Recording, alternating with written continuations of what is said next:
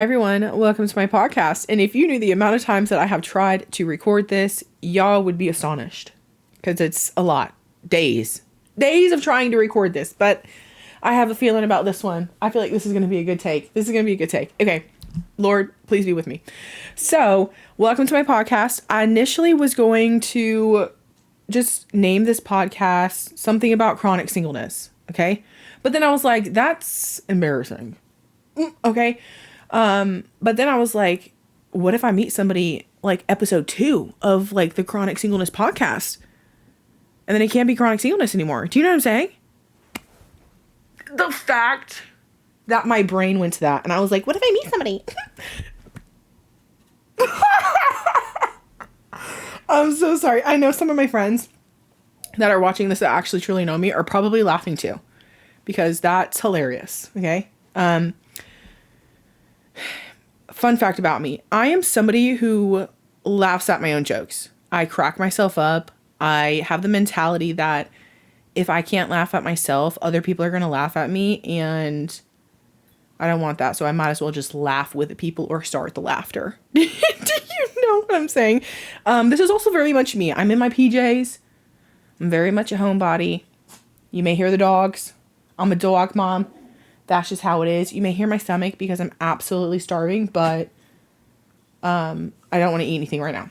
Okay, so this episode is going to be about chronic singleness. But back to the name of the podcast, because I'm all over the place. It's like ADHD right now. Your Lily's over here doing her stemming thing, so don't mind the snorting that you're hearing. She sounds like a pig. Jesus Christ. If y'all could see what she's doing, maybe if I record it, hang on. Let me see if I can. Are you going to do it?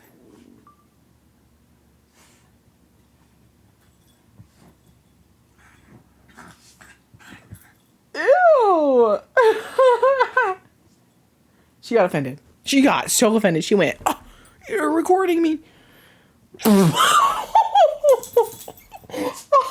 my gosh. I'm sorry, I didn't mean to hurt your feelings. You want to say hi to everybody? So I was going to do the podcast all about chronic singleness, and I was like, I can't do that, right? And then I was like, oh, well, life just happens to me sometimes, and it's quite funny and hilarious, so I'm just going to call it Life with Leah. But then one of my good friends, Ulisa, sent me a message today, and she was like, I know you probably have a name of your podcast already established, but I just thought of this. Like, she had a stroke of genius. I was like, this is amazing. So the other day, I joked around in our friend Sarah's office, and I was like, you know what my last name means, right? It's good win. I'm good, and I win at everything. And I said it in like a joking way, and she cracked up laughing, okay?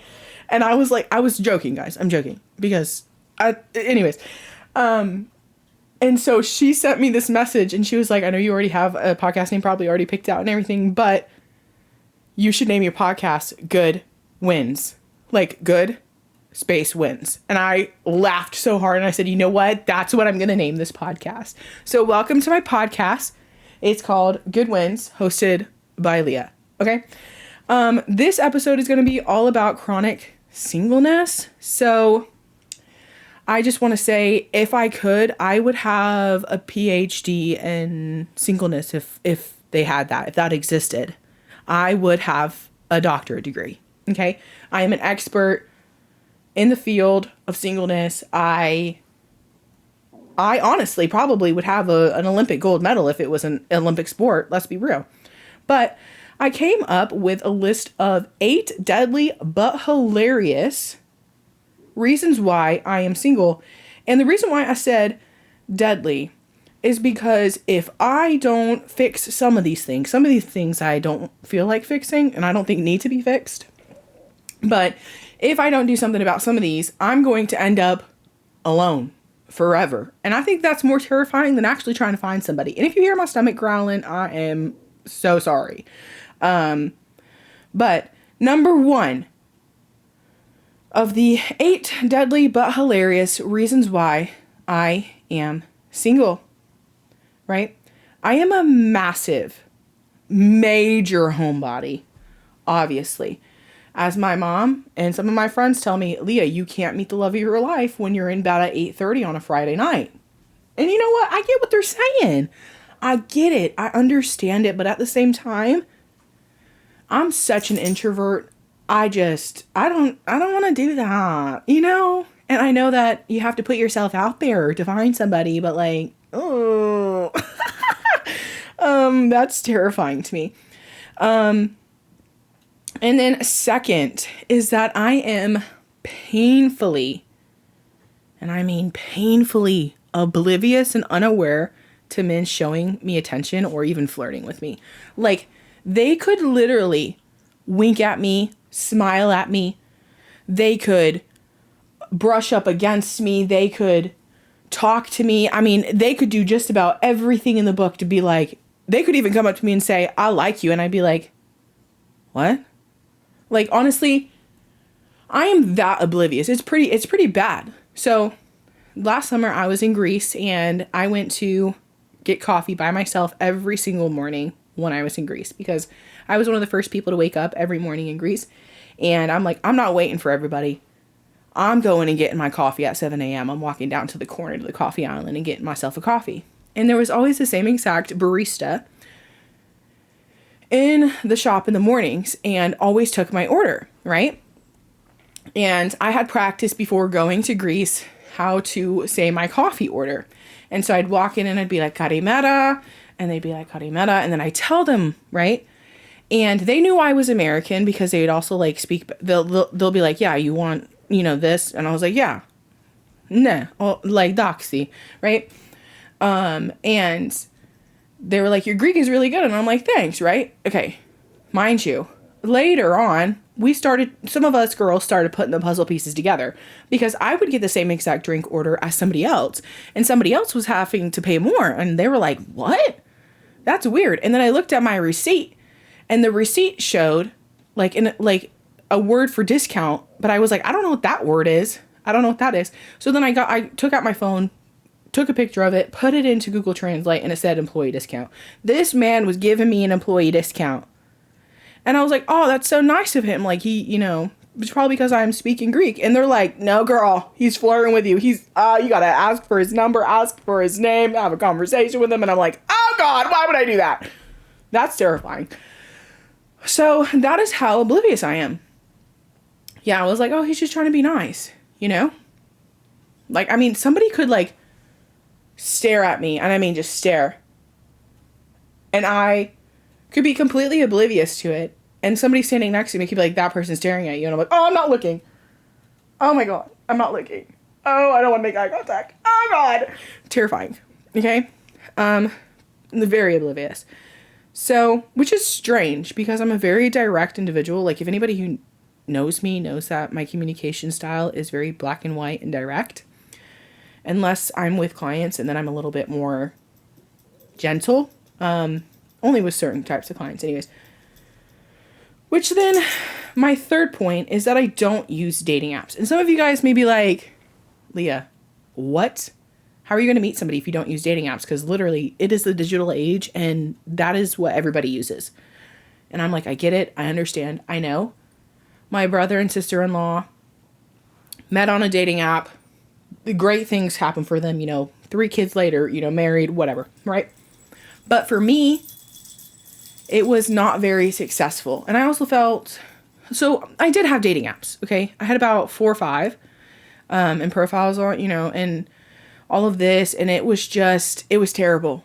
It was terrible. At this point, they need to create one singular app that then pulls profiles from all of the other dating apps into one singular place to make it so much easier and streamline it, and just call it What's Left, because there is not much left, okay?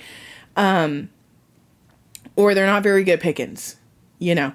So I've had dating profiles. I've been there. I've done that. Swipe culture literally gives me whiplash and existential dread, and I don't want to do it anymore. So I also felt called by the Holy Spirit recently to delete all of my profiles and then to delete the apps off my phone.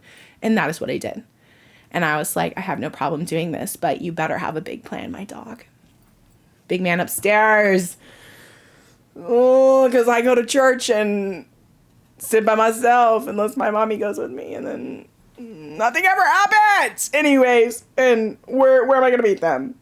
I don't know. Anyways, which then leads me into my fourth point of that I am very, very old school when it comes to relationships. So unlike society today, where it's very much like hookup culture or like very surface level situationships kind of thing, I am somebody who is very much wanting that real connection with somebody. Like, I don't want surface level. I don't want the "what are you doing" text at 11 p.m. because I'm asleep. Literally, my phone goes into sleep mode at 9:30. Not even. Maybe 9:25. I don't know. It's early because I like my sleep. Anyways. And so I'm not going to see your text message at 11 p.m. I'm going to see it in the morning at 6 a.m. when I wake up. Okay? Joke's on you, my dog. But I also, like, I want the real connection. I want to be able to cook dinner with a person instead of having to go out to eat, because, like, you shouldn't have to spend money in that kind of way, or go for a walk, or develop and build a friendship and be able to communicate with each other. Like, that is so vital and important. Like, friendship is part of a healthy and stable, firm relationship. I actually did a Substack post on building the house, which is about like marriage and building a sustainable relationship and everything. Y'all should check that out. It's pretty informative. But I'm very old school. Like, I don't want a "what are you doing" text at 11 p.m. I want to go to church with you, sir. Yeah. Okay. And then 5, I do something that is very self-sabotage. Like, I am the self-sabotaging queen. Okay. I self-sabotage myself so bad, it's not even funny. Like, give me a crown right on my head. Okay. Sabotage, self-sabotage. Anyways. And I wear something, and I know I'm not supposed to wear it. And people have told me, like, "Leah, you shouldn't wear that. People are going to think you're married." Family's like, "Leah, that's bad luck. You're gonna, like, delay your marriage." And, like, you know, the Italian wives' tales of, like, you know, don't do that, you know, whatever. Oh, I know some of you guys are yelling at me. I wear a ring on my left hand. Okay. There is a story behind why I do this. Okay. It's not just because I'm wearing it because I want people to think I'm married. Well, actually, that's kind of the preface. But I also do it for, like, safety and comfortability, right? So there's, like, statistics out there that if a woman is wearing a ring on her hand, she's least likely to experience sexual harassment and sexual assault. And that's like statistics out there, right? So that's like a safety mechanism, especially walking through like downtown Lakeland, even though, like, Lakeland is a very, very safe area. You know, walking 2.5 blocks to get to my car after my clinical internship at night at 7 p.m. at night, like, it's not necessarily the safest thing to do, right? So this gives me some comfort and stability. But backtracking that, I started wearing this ring in 2018. And I did it because I started working in retail management at Home Depot. And that's like a man's world, right? So I was one of the very few females in the district that was a manager. And I interacted with a lot of male contractors. And I ended up gaining a lot of their respect. But a lot of them crossed boundaries that I was not comfortable with. And I'm just going to preface this. So I am somebody who does not get creeped out by men very often because of the settings that I've worked in the past.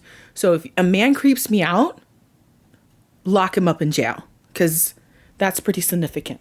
But I had this one instance that really, really, like, solidified the reason why I wanted to wear the ring. So it just so happened to be one day where I had taken a shower, taken off the rings, and hadn't, like, put the rings back on my hand. So I didn't have really any jewelry on.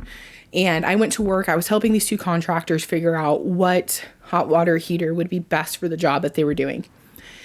And they kept on, like, creeping closer and closer and closer and closer to me. And I'm like, oh, this is, like, weird. So I'm, like, stepping back instinctually, right? I'm stepping back a little bit, you know?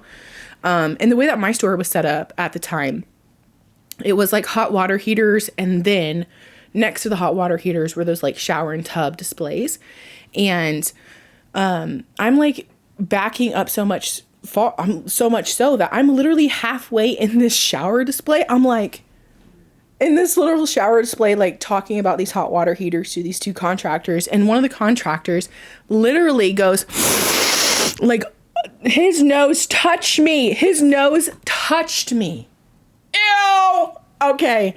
Lock that man in prison. He went, oh, you smell good, baby. And I went, whoa, back up First of all, I'm not your baby. Second of all, why are you sniffing me like that? That is weird. I'm here helping you, trying to figure out which hot water heater you want. He's like, oh man, I'm sorry. I'm just trying to figure out what you're wearing because I want to get that for my girl. I beg your finest pardon. You do not have a girl. I highly doubt that. Because you would not be sniffing me the way that you just sniffed me if you did have a girl. You know? And if you do have a girl, have her come in and I'll let her know what I'm wearing. And I'll also let her know what you just did. How you sniffed me like that. Your nose touched me. That's disgusting. Okay? Mind you, we were in upstate New York at that point. Okay? We were not in Florida. So I would have expected that behavior from somebody here in Florida, especially in Polk County. That was shocking to me. I was like, oh my God. Anyway, so that really solidified me wearing rings on the left hand. And I then didn't take it off at all until I went to Greece last summer. And I took it off before going to Greece and didn't put it back on until like recently, a few weeks ago. And the whole reason why I took it off before going to Greece, because I was like, oh my God, maybe I'll like meet my husband in Greece. That clearly did not happen. But then I started working with couples and families more in the counseling setting. And I felt more comfortable because I'm a confident counselor. I know that that's one of my strong suits. I'm very confident and comfortable in the counseling setting. But I felt more comfortable when I'm counseling couples and families if I'm wearing a ring. And I know that shouldn't be the case, right? But it's just part of like my process of being able to feel comfortable and competent in counseling people who are having marital issues when like I have never even really been on a date. Okay, like that's crazy at 27 years old, okay? So I just wear it, and I know it's self-sabotage, and I know I shouldn't wear it, but I wear it anyways, and there's some days that I don't wear it, and I'm like, it's fine, and there's other days that I put it on, and I'm like, ugh, I wish I really was a wife, you know what I'm saying? And my friends are like, Leah, you really can't be doing that, and I'm like, I beg your finest pardon that I'm walking through Publix, giving off wife vibes, because I'm grocery shopping, because I'm sorry, I am wife vibes, okay? And nobody wants to marry me. That's tragic in itself. So then number 6, this goes into like, a lot of my friends have been a little bit more vocal in my singleness lately, and I really, really love that. But I think it's also because I've become more open in talking about my singleness with my friends a bit more, because I am not desperate, but I am getting older. And I would like to have kids, and I would like to get married and do that when I'm not like in my mid to late 30s. That's kind of crazy. But, you know, Lord's plan, right? Am I right? Am I right? Lord's plan is better. So number 6, my friends and family can't even help me find a husband, because at this point, if we were being graded on like a group project of find Leah a husband, we'd all have failed by now. And the teacher would have given up. The teacher would have said, you know what, sweetheart, you can just worry about turning that in like June and July, like literally during the summertime when nobody is there. Right. And I'm not saying to my friends that like, hey, I want you guys to set me up with people, or like telling my family that set me up with people. That is not what I'm saying. No. I mean, it would be nice if you guys had somebody and you went, oh, you know, but I don't need you to actively look, you know, like I don't need that, right? Because I know there are some people out there in certain friend groups that are like, oh my gosh, this one guy is single. You should like try to set up a date between us. Like, that is crazy, girl. That's crazy. Don't be doing that. That's ew. Like, being like, what? Like, you should ask this person what they think of me. No, you should go up to that person and ask that person yourself. First of all, anyways, so I don't want my friends or family to feel bad for like not helping me find a man. Like, I mean, I'm not much help for myself either, but I've noticed throughout the years, especially since high school, that I've always been that friend in the friend group that, one, has always been single, but 2, no one ever has somebody that they think would be a good fit with me, being like, oh, I think, you know, this person and you would like get along really well and be good together or whatever. That's never happened. No. And that's because I'm a different breed. I've recognized that. Okay. I'm not for the faint of heart. I'm not. I'm a handful. Truly, honestly.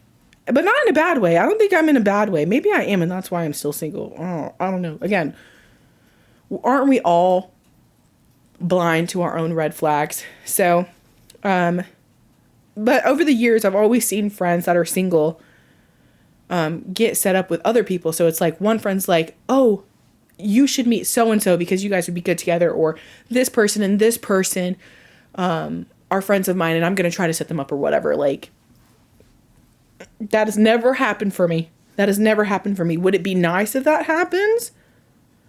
Yeah, because at this point, what am I going to do? I go to church. I work at 2 different places. And then I come home. And I mean, I go out and I do things when I'm invited to things, right? But there is, nothing's happening. Nothing is happening anyways, which then, you know, it's one of those things where I get that my friends may not have any or know any single guys in their friend group or within their immediate circle that would be into somebody like me. And I get that. I know I'm not everybody's cup of tea, which then leads me into my 7th point of this is a hard truth. And I say this, and I know a lot of my friends yell at me and tell me, don't say that about yourself. Listen, y'all, listen. It is a hard truth. You have to be honest with yourself. And at this point in my life, I'm not dissing myself. I'm being honest. And I'm perfectly confident in who I am. I'm perfectly fine in who I am. I love myself. Like, I have no problem with the weight that I'm at. If my face is breaking out, like first of all, if your face is still breaking out, dermatologists say that you're going to age like fine wine in period. Anyways, you look at pictures of me from when I was like 5 years old and I literally look the same. But the thing is that I have always been bigger. I'm plus size, and I know that that's not everybody's cup of tea. So the hard truth is that because I am bigger, that automatically shrinks down my dating pool, or the guys that would find me be attracted to me or be interested in me, right? And I realize that, and I know that, and it's like, it's one of those things where I used to struggle with that in my early 20s, and now I'm at the point where, listen, I don't have to lose weight to find a husband, because I did grow up hearing that mentality from my own dad and male figures in the church, saying that you need to lose weight if you want to find a husband, because no man is going to want to marry a fat woman, especially a godly man, right? And that is what I heard in like middle school and high school. That's something I heard, and it was detrimental. Yeah, I've done the healing from that, and I've forgiven those people, but that affected me so much in my early 20s that I contributed the size of my jeans, the size of a dress that I wore, the number on the scale to if I was worthy enough to get a husband. And I'm here to tell all of the girls out there, and even the men, that your weight should not matter, because somebody is out there. God has specifically made somebody for you that is going to love you for who you are and not be like, you have to lose weight if you want to marry me. Like, that's ridiculous. If you are with somebody who is like that, I would encourage you to seek counseling, because there is something seriously wrong, and that's not how a healthy relationship should be. I hate to break it to those of you out there who are struggling with that, but that's the reality of it. Like, that is not our bodies change, especially for women. Our bodies change. We create life. Hormones change, menopause, all of those things. You get older, metabolism speed changes, all of that. And it's just part of life. You're going to get wrinkles. You're going to, gain weight. It's just, that is life. Okay. And if somebody is so concerned about the vainest thing ever of a person's appearance, then that's something that they have to do in themselves. Like, they have to seek something deeper inside of them to realize that that is not a priority. Anyways, I digress from that. And then this leads me into my 8th reason why I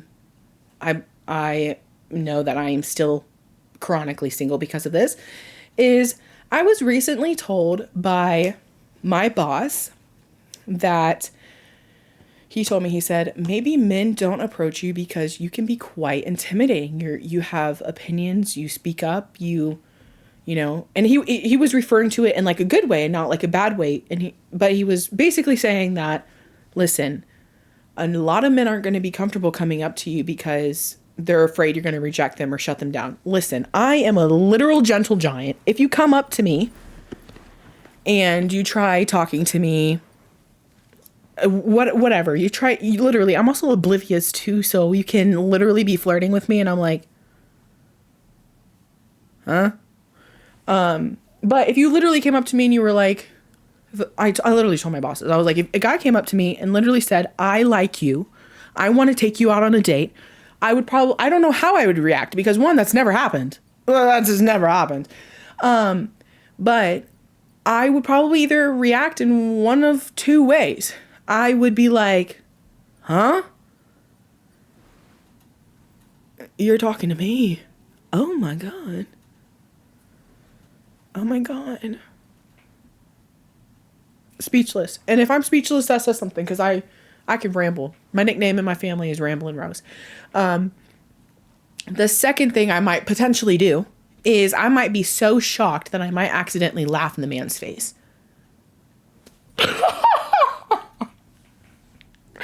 And then that's going to hurt the man's feelings. And you know what? I'm sorry, but I have a tendency of laughing at inappropriate times. And it's just, I think it's a coping mechanism, honestly. And so if I didn't know how to respond, I would probably end up laughing, and then it just wouldn't look okay. They'd be like, what? You know? So just know I'm a gentle giant. I'm just oblivious. And yeah. So the eighth reason, again, is that apparently I'm intimidating, but I'm also a very independent woman. My mom raised my sister, Rachel, and I to be very, very independent. Like, I can pay my own bills. I can build my own IKEA furniture without the help of anybody. I have goals. I have ambitions. I have opinions. And God forbid, emotional maturity and emotional intelligence is scary to men. I'm sorry. Didn't realize that. But, you know, men, better watch out. She has opinions. She has ambition. You better run for the hills because that's scary. That's intimidating. Okay. So those are my 8 reasons why. Some of these things I feel like I can fix. Some of these things I feel like I don't necessarily need to fix. And other of these things are that's just who I am. That's my personality. So those are my 8 reasons. We're also going to go into sometimes how late at night, because I recently have gotten into using ChatGPT.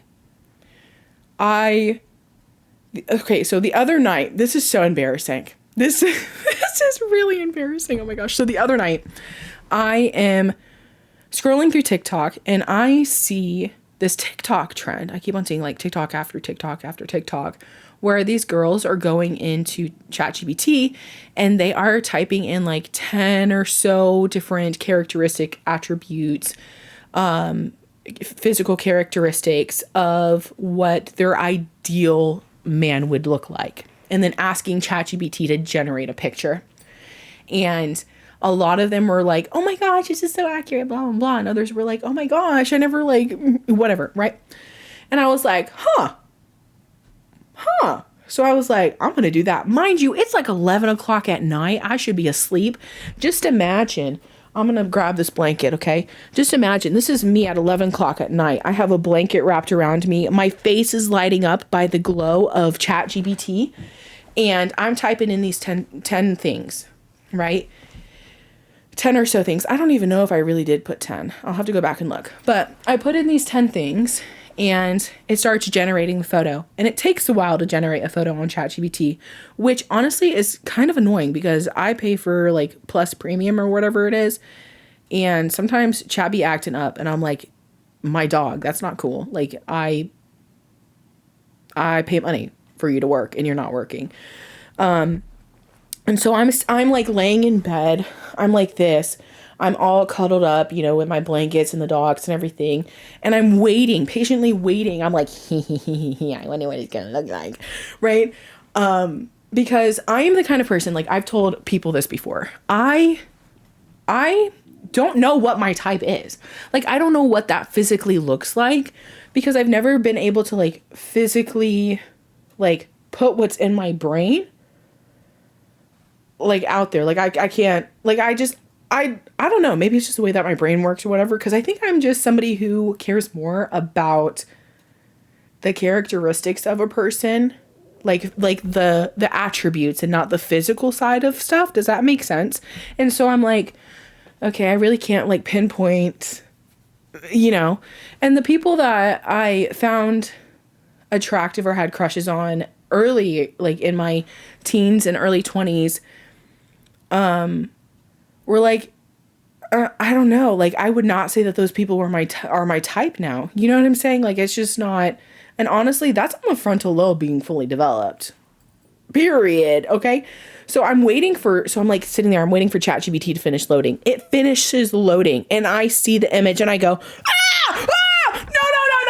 Oh my God. There's no freaking way, bro. There's no way. There is no freaking way. I'm freaking out because I'm like, absolutely not. My phone is across the room at this point. I'm like, oh my God, there's no freaking way that just generated a picture of somebody who that looks a lot like somebody I know. And that's crazy, bro. Cause I've never looked at that person in that kind of way before. Like that's insanity. Okay. So I go back and I look at it. I'm like, oh my God. Oh my gosh. Okay. Right. I'm like, this is crazy. So I download the picture and then I send it in the group chat I sent it in two different group chats. I sent it in a group chat of one group of friends, and then I sent it in a group chat of another group of friends. Mind you, both of these groups of friends, immediately, when I put the picture in the group chat, they were like, it's so-and-so. And I was like, oh my God. They saw the same thing I did. And that is crazy. And then I was like, no. So then I go on to Google and I start Googling, does ChatGPT have access to my Instagram? And you may be thinking, Leah, what the heck? Okay, hear me out. My rational thought process at 11 p.m. at night was not very rational. First of all, why was I doing this? Why was I prompting ChatGPT to do this in the first place at 11 o'clock at night? Rationale was not there, okay? But I go into Google and I'm like, does ChatGPT have access to your Instagram? And it was like, no, not necessarily, right? And I'm like, okay, because I would have sworn ChatGPT does have access to my Instagram, went to my Instagram most recent followers and found the most recent man that followed me and then generated an AI picture of that man.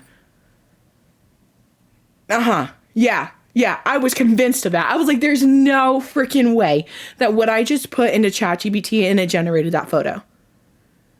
There is no freaking way. Okay. And I'm just like, I'm going to pull up. I don't know. Oh my God. Oh God. I don't know how I feel about it. Very mixed emotions, as you can tell, which is strange. Oh my God. It's a strange feeling because I'm like, I don't know what to think. I don't know what to say. I don't know. And that's odd. I'm a counselor. I should be able to process my emotions and I'm struggling. I'm struggling to process what ChatGPT generated for me a few nights ago. Okay, like it's on my phone. I'm not going to show you guys because what if this person is actually watching this episode? Honestly, they're probably not. I'm still not going to show it. I'm still not going to show it. But I will tell you guys the 10 things that I don't know if maybe it's 9 or 8. Anyways, the prompt that I gave ChatGPT. So I told ChatGPT to create a visual representation of all of these things that I've listed in a man, okay, for an ideal partner, okay? I said somebody who is older than 35, little bit of gray present, showing a bit of wisdom, right? Glasses, business suit, wears suits, a bit of medium length hair that's, darker color, eye color does not matter. Glasses, intellectual, godly, kind, has a sense of humor, strong facial features with soft eyes and a soft smile. This is so embarrassing. Oh my God, I can't believe I put that. Oh my God, why did I put that in ChatGPT? Oh my gosh. Some of y'all who don't really know me are probably thinking this girl is absolutely insane. This is my personality. Anyways, why did I put that in ChatGPT? I'm gonna have to tell ChatGPT to forget this. Do you think ChatGPT is gonna forget it? Oh, that's so embarrassing. Oh my God. So I put Italian mafia meets academic. Oh my God, why did I do that? Ew. Oh my God, that's so cringe. Ew. Oh my God. And then, ew, this other one that I put. Why did I put that? Let me tell you. 11 o'clock at night. I should not have been doing this at 11 o'clock at night. And then I put, I put dad bod. Oh my God. I don't even want to read it. Oh my God, why did I put this? Ew. Okay, I put, very present visual veins in the hands and the arms. ChatGPT even put that detail in, okay? And I will show you, I zoomed in on the hands so that you can see. But, no. Oh my God. Oh my God. ChatGPT really, I don't trust ChatGPT at this point. Because the thing is that I did not, like, if I would have been given a bunch of photos of, like, different people, right? I don't necessarily think I would have picked this person out of a lineup. Like, picked that image out of a lineup, which is so weird. But ChatGPT, like, generated that. And then I shared what, the prompt that I put in with a few people, and they were like, yeah, Leah, that's what... Oh my God, I can't. That's too crazy, dude. Oh my gosh, I'm having a hard time processing this. But so I'm very curious to see if this is accurate for other people. So I want to kind of encourage you guys. Don't do it at 11 o'clock at night though. Do it when you're rational, okay? Oh my God. Go into ChatGPT and prompt ChatGPT to create a visual representation of your ideal man or woman based upon like 10 or so different traits in physical characteristics, personality, whatever, right? And see what pops up. See what it generates and see if it's accurate for you, because mine, I don't even know. I don't even know. Oh my gosh. Let me tell you, I was so shook when that picture came up because I was like, that literally looks like this one person. Oh my God. But at the same time, I'm like, I don't know how I feel. I do not know how I feel. I don't. And with that being said, I hope you guys have a great week. I'll see you next week for another episode of Good Wins. This one, I don't know if there was any good wins in this, but it is what it is. Send me any recommendations you guys have or topics you want to hear me talk about. I do read books. I'm currently reading The Brothers Karamazov for the second time, and my perspective has really changed since the first time I've read it, and it's hilarious. But at the same time, it really gets you thinking. It's like it stirs your soul up a bit. So I can talk about that. Or I can also do some counseling, self-help things, talk about funny experiences that I've had, because trust me, I have plenty. Or I can talk more about chronic singleness and the adventures of trying not to be single. And it's not going very well. But I'm hopeful. I pray to the Lord every single night. I've been praying to the Lord since I was 4 years old for a husband and children, and I remain faithful. Pray continuously. Period. Bye, guys. I'll talk to you later.